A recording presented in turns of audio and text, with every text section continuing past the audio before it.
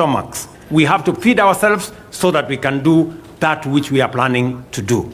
And that is why it is important that we work together to make sure that we produce enough food. And we must work with our farmers. And the plan that we have already deployed has shown results. Last year, for example, on maize, we produced 44 million bags. This year, we have taken it to 67 million bags. Our plan is that the end of this year, we must take it to 80 million bags. We must stop importing food into Kenya. We must grow it. Let me say the following, that it is not just food that we are, it's not just maize. Actually, we are spending 500 billion Kenya shillings every year to import food. That is not good news at all. We need to deal with that challenge of importing food into Kenya. We need to grow our food and save ourselves the 500 billion Kenya shillings. We cannot continue to import maize. We are importing rice. We are importing wheat. We are importing edible oil. We are importing sugar. We must stop it. And we can only stop it if we grow it locally, if we produce it locally. So the plan we have on producing locally is a great plan. And I am happy that Homa Bay County is among the counties that is working with us on this journey towards making sure that we reduce on imports of food into our country. One of the areas is the one my good brother Mvurya has mentioned. Here, blue economy, we decided that blue economy is going to be among the areas we are going to invest in, because we have a potential of $1 billion just to produce if we focus on our blue economy. And it is the reason why the great people Bensuda nataka unisikize. It is the reason why in this lake front we are putting up, and Mvurya is here, he's going to explain to you in greater detail, 11 fish landing sites. When I told the people of Homa Bay we are going to build a fish market here, they may not have believed me, but I want to tell you in the next 4 months, that fish market will be ready. I told you we are going to build a pier here. I want to promise you that in another 4 months, that pier will be complete. I am now telling you we are investing another 1.5 billion Kenya shillings on 11 fish landing sites along this lake. We are going to build a fish landing site at Nyandiwa, down the road. You know where Nyandiwa is. We are going to build another one in Wakula. You know where Wakula is. We are going to build another one is Mainuga. You know where that is. That is just in Homa Bay. And then in the rest of the other 5 counties at the lake. And it is because we identify the blue economy as a source of food, as a source of helping us to reduce the importation of food into Kenya. I also want to say that last year we imported 500 metric tons of sunflower seed. I am very happy that Homa Bay County was among the counties that are working with us on seed multiplication. I have instructed Calro to set up a seed multiplication facility on 500 acres here in Homa Bay County, so that Homa Bay County begin to contribute to the seed production in Kenya. Our plan is that this year, watu wa Homa Bay mnanisikia? This year, we want to put 200,000 acres under sunflower this year, and we want Homa Bay to be front and center as we go in that direction. I am very happy that an MOU is going to be signed tomorrow between the counties of Homa Bay and Migori on matters palm oil. Again, in that space, that is the trajectory we are looking at, because we are spending $1 billion, almost 140 billion shillings importing edible oil in Kenya. I want to promise you that our plan is that in 5 years, we will not be importing edible oil to Kenya. We will be producing it here, from palm oil to canola, to soya, to sunflower. We have a comprehensive plan, and the secretariat in my office is working with counties to make sure that this is achieved. And my staff from that secretariat, I'm sure they are in this forum. Kuna watu wa kutoka pets from here? Yes, they are here, and they are going to have a conversation with the county, because we have been working with them to make sure that every county participates, especially those counties that have the kind of potential we are looking at. I want to commend Homa Bay County for emerging as a determined first mover in many of these partnerships. This has enabled the county to showcase to the nation, region, and the world the first opportunities awaiting investment in order to create thousands of jobs and create billions of shillings in money and wealth. Apart from demonstrating the effective leadership, that effective leadership can transcend the politics of the day, Homa Bay has opened the eyes of our nation to the splendor and bounty that Homa Bay is endowed with.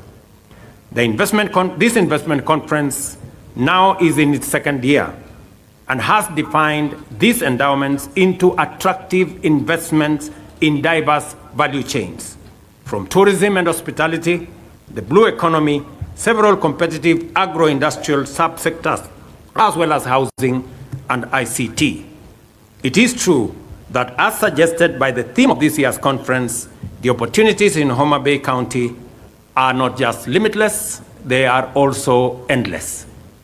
So tuendelee na hiyo kazi kabisa.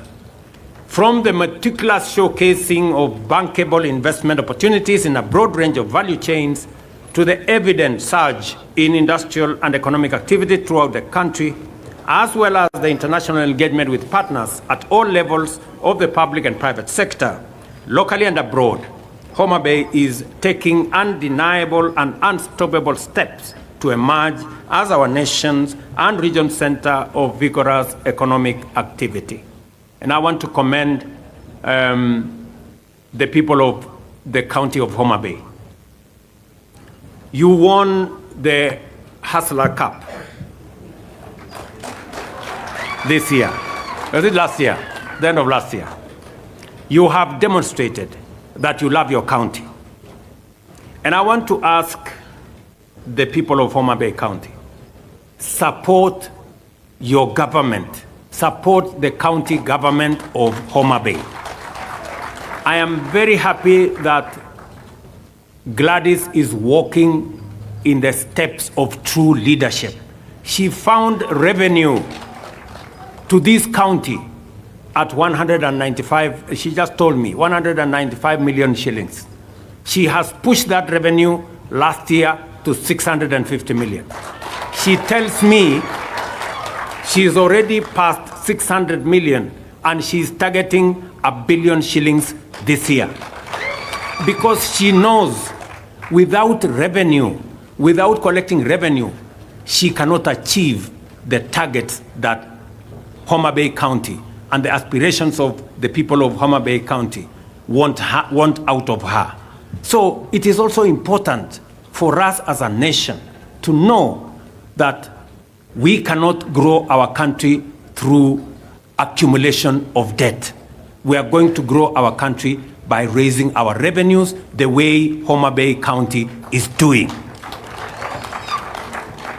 So wale watu wananiuliza maswali mingi, wakuja wasome kutoka kwa Gladys.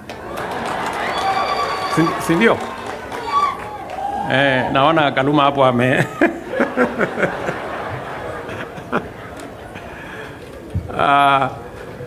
I commend the county government of Homa Bay under the leadership of Governor Wanga and her team for the good work that is being done and for successfully hosting this conference. I am particularly encouraged by your proactive attitude to opportunities for development, and I urge you to keep up the leadership, teamwork, and drive in order to deliver for the people of Homa Bay, because when Homa Bay wins, Kenya wins. I encourage all investors to move with confidence and engage with the opportunities presented by the county in this conference. The national government stands ready to do its part in facilitating investment at the counties and in leveraging the existing partnership with Homa Bay to provide investors with the best chance to create jobs, create wealth, and expand their enterprises. I am very confident that the more we do this together, the better our country will be. We must all understand, the people of Homa Bay must understand that each and every person has a contribution to make for Homa Bay to be a great county. And it is the same. Each and every Kenyan has a contribution to make for us to be the great country that we all want Kenya to be. And therefore, it takes commitment, it takes sacrifice, it takes hard work, it takes working together, collaboration, unity, and pulling together for us to take our country to the next level. I want to tell Kenya from Homa Bay that we have a great country. It is our duty, it is our responsibility to make it greater. And each and every one of us has a contribution to make. I want to ask leaders, those of us who have the privilege to be leaders in Kenya. We are not necessarily the best. It's just that we have an opportunity. Let us work together. Let us build the spirit of unity together. Let us forge what will make this country a better country for all of us. As we discuss the opportunities in Homa Bay, we will be discussing the opportunities in all the other 47 counties, and they are immense.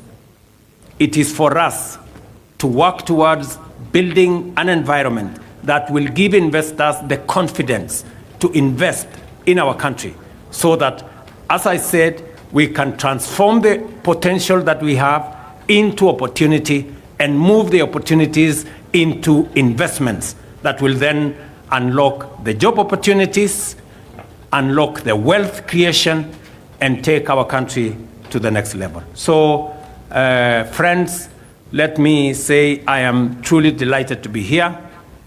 I am sorry I would have come earlier. I tried to excuse myself from coming to Homa Bay this time, but it was not possible. You know how difficult it is to say no to Gladys.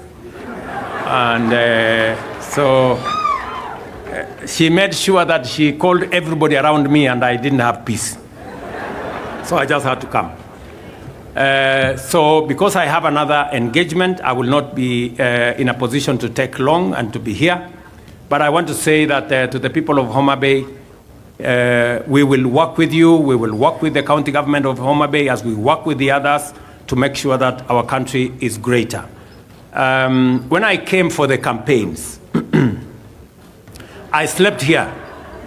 I am probably the only presidential candidate in independent Kenya who does not come from this region, who came and campaigned and slept in Homa Bay. And there are things I told you guys, and you thought it was a joke. Now you can see it is not a joke. Sindio? Niliwaambia tutapanga maneno kabisa na hakuna mtu atakuwa loser kwa hii kitu. Tutapanga ndio kila mtu apate kasehemu kidogo ndio tuende mbele.